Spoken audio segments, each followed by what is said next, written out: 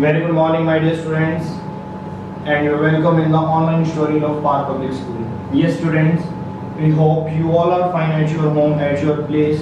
Please be safe at your home, be protected. Yes, student, as you know, this online tutorial of Park Public School platform is providing you quality of education during this lockdown.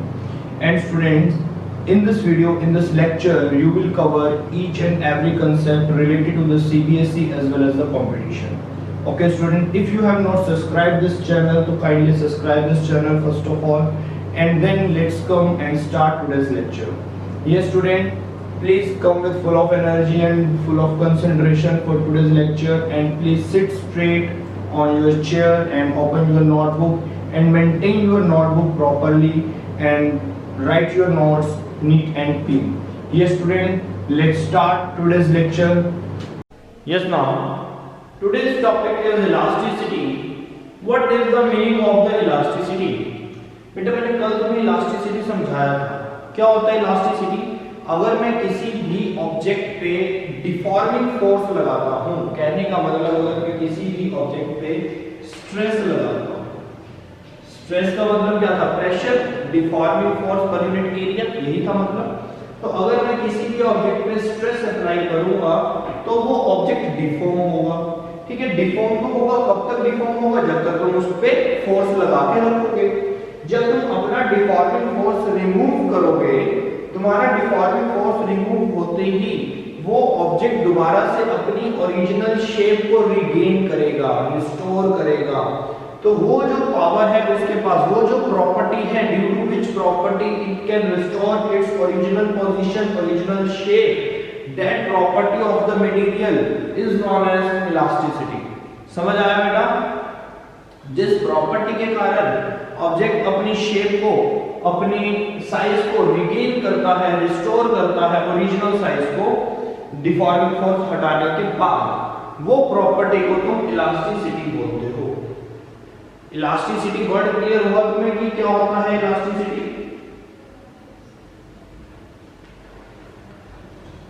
ठीक है, तो elasticity के साथ साथ word आता है elastic material. ये सारे पॉइंट्स तुम्हें नोट्स में मिल जाएंगे. जब तुम नोट्स बनाओगे तो सारे पॉइंट्स तुम्हें नोट्स में मिल जाएंगे. अभी बस समझ लो इस चीजों को. इलास्टिक मटेरियल, ठीक है, दिस इज द इलास्टिसिटी. किसके कारण पैदा होगा?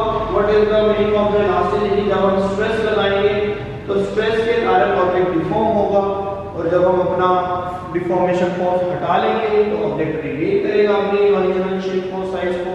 That is known as the elasticity. और इलास्टिक मटेरियल वो मटेरियल होते हैं जो इलास्टिसिटी को शो करते हैं, जो इलास्टिसिटी को शो करते हैं. Shows elasticity. इलास्टिसिटी को शो करने वाले मटेरियल्स को बोला जाता है elastic material. Got this point? But बेटा ऐसा नहीं होता कि तुम इस पे बहुत ज्यादा फोर्स लगा दो, बहुत ही ज्यादा फोर्स लगा दो और ये ऑब्जेक्ट इतना ज्यादा डिफॉर्म हो जाए कि अब तुम अपना डिफॉर्मिंग फोर्स हटा भी लो चाहे तो ये अपनी ओरिजिनल शेप को प्रॉपर्ली रिगेन नहीं कर पा रहा, प्रॉपर्ली रिस्टोर नहीं कर पा रहा. तो हम कहेंगे कि हमने जो स्ट्रेस लगाया है वो बियॉन्ड, वो हमने क्या किया है? बियॉन्ड इलास्टिक लिमिट लगा दिया. मतलब उसकी जो एक इलास्टिक लिमिट है, कितना स्ट्रेस लगाओगे और जब स्ट्रेस रिमूव करोगे तो वो चीज वापस चली जाएगी. तो उसकी एक लिमिट है बेटा. अगर जैसे तुम्हारे में रबर बैंड भी है, रबर बैंड को ज्यादा स्ट्रेच कर दो टूट जाएगा. स्प्रिंग को भी तुम ज्यादा स्ट्रेच कर दो तो जब तक उसको with in the elastic limit में स्ट्रेच करोगे तो स्प्रिंग वापस प्रॉपर पोजीशन पे पहुंच जाएगा. लेकिन अगर तुमने उसको ज्यादा ही स्ट्रेच कर दिया तो मे बी वो स्प्रिंग थोड़ा लूज हो जाए, वापस इतना ना जा पाए जितना पहले चला जाता था. तो समझ पा रहे हो बातों को? जब हम अपने फोर्स को, डिफॉर्मिंग फोर्स को या स्ट्रेस बोल सकते हो, स्ट्रेस को अगर हम बियॉन्ड कर देते हैं इलास्टिक लिमिट से तो उस ऑब्जेक्ट के अंदर परमानेंट डिफॉर्मेशन आ जाता है, जिसको हम बोलते हैं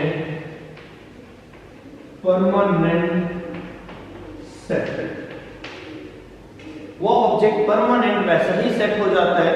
अगर मैं स्प्रिंग का एग्जांपल ले रहा हूँ कि मैंने स्प्रिंग को स्ट्रेच किया, वो बिल्कुल अपनी जैसे ही मैंने डिफॉर्मिंग फोर्स हटाया वो अपनी बिल्कुल ओरिजिनल पोजीशन पर वापस चला गया, ठीक है।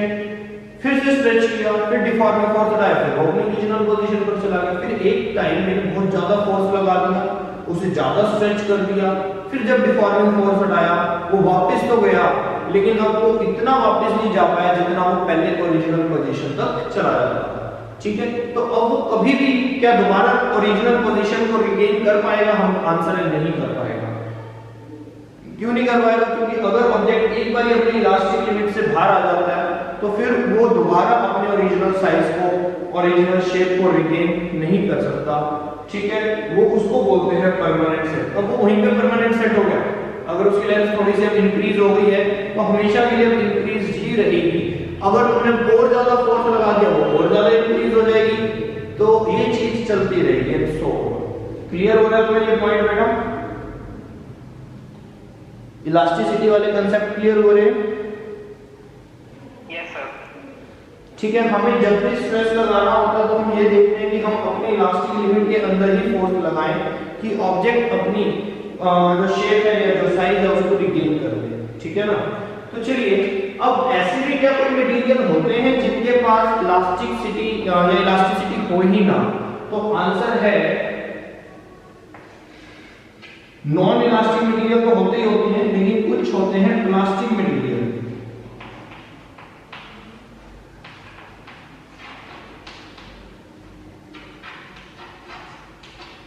प्लास्टिक मटेरियल का मतलब है कि जिस शेप में तुमने उस पर डिफॉर्म किया, तुमने स्ट्रेस लगाया, उसमें डिफॉर्मेशन आई, वो थोड़ा सा भी, हल्का सा भी अपनी पोजीशन को रिगेन करने की कोशिश नहीं करता।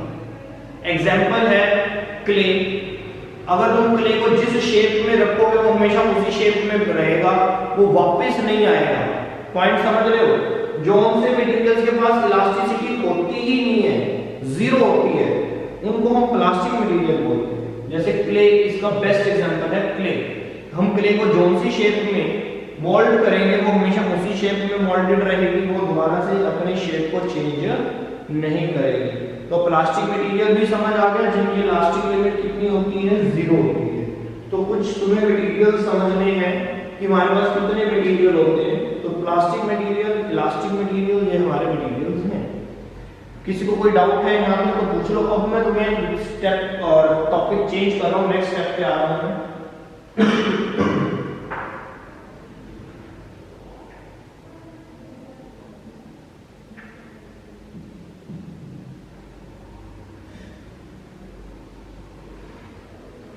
देखिए,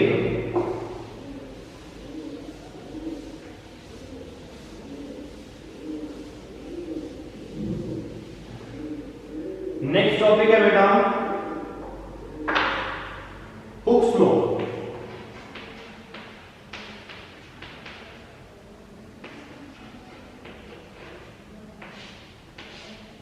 हुक्स लॉ, हुक्स लॉ ने क्या बताया था? हुक्स लॉ ने कहा था जितना तुम स्ट्रेस लगाओगे, जितना तुम प्रेशर लगाओगे किसी ऑब्जेक्ट पे, उस ऑब्जेक्ट में उतना ही डिफॉर्मेशन आएगा। अब डिफॉर्मेशन को कल हमने लिखा था स्ट्रेन से। तो stress is directly proportional to the strain, ठीक है। प्रोपोर्शनलिटी का साइन यहां से रिमूव करते हैं, तो stress is equal to capital E, capital E multiply strain. तो कैपिटल ई क्या है यहां पर लिख सकते हुए, E is the coefficient of elasticity, modulus of elasticity.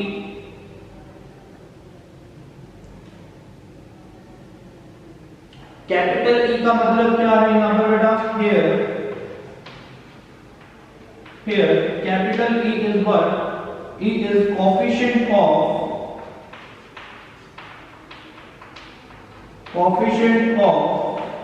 elasticity, ठीक है। तो E का फॉर्मूला क्या बनेगा? Stress divided by strain, stress divided by strain, ये फॉर्मूला रह जाएगा।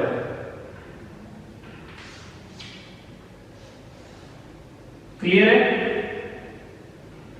तो this is called the Hooke's law. इसको क्या बोलते हैं? Hooke's law.